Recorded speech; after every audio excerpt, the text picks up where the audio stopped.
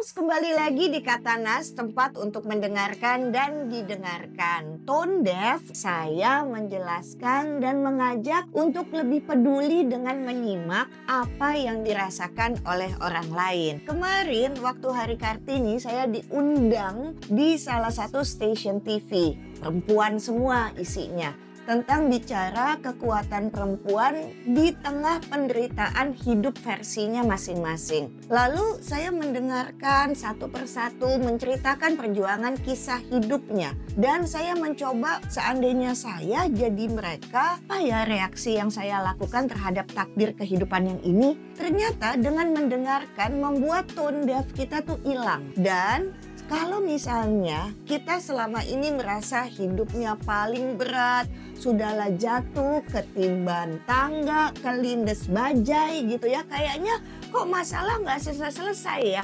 bertubi-tubi. Kalau musibah kan terkadang dalam hidup kita nggak tunggal. Selalu ada urutannya, musibah selanjutnya kayaknya sampai berhenti dong Allah, aduh capek, aduh nggak kuat kan begitu ya. Nah kalau misalnya kita berkumpul sama orang lain, kita kuatkan cara kita mendengarkan. Gimana cara menguatkannya? Berhenti bicara.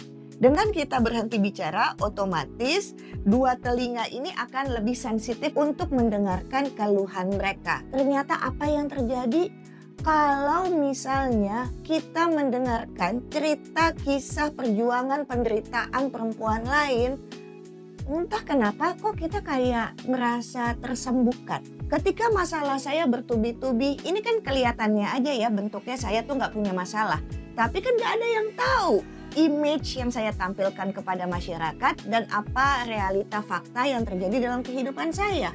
Kemudian saya diundang dan mendengarkan kisah perjuangan mereka. Apa yang terjadi di perasaan saya? Penderitaan saya tuh nggak ada apa-apanya dibandingkan mereka.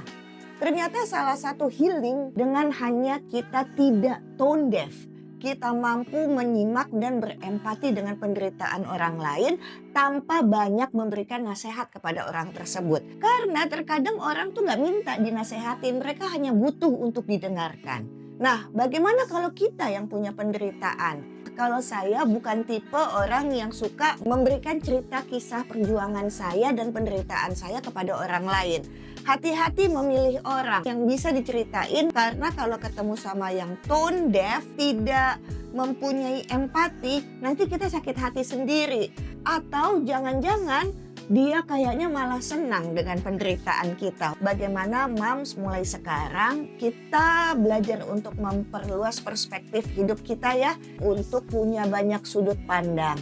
Percayalah kita tidak akan pernah tahu tentang penderitaan seseorang karena kita tidak ada di posisi itu. Jadi kalau kita ada di posisi itu, belum tentu kita sekuat dia. Karena tidak mungkin Allah salah memilih pundak untuk setiap masalah. Selain itu tahan diri ya supaya kita nggak tone deaf untuk tidak flexing. Adu kompetisi cerita penderitaan masing-masing. Sehingga akhirnya kita lebih banyak ngomong daripada mendengarkan. Dan mungkin perbaikilah bentuk komunikasi kita. Komunikasi yang penuh empati itu penting sekali. Ternyata senyum itu bisa menyembuhkan. Ternyata sering banget ya. Ketika ada orang menangis depan saya nggak akan ngomong apa-apa. Saya cuma senyum, terus saya tanya gini, saya boleh meluk nggak? Boleh, terus saya peluk. Terus saya puk-puk punggungnya. Terus dia bilang gini,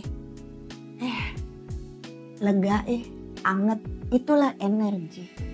Jadi jangan tone deaf, tapi berikan energi hangat itu kepada orang lain.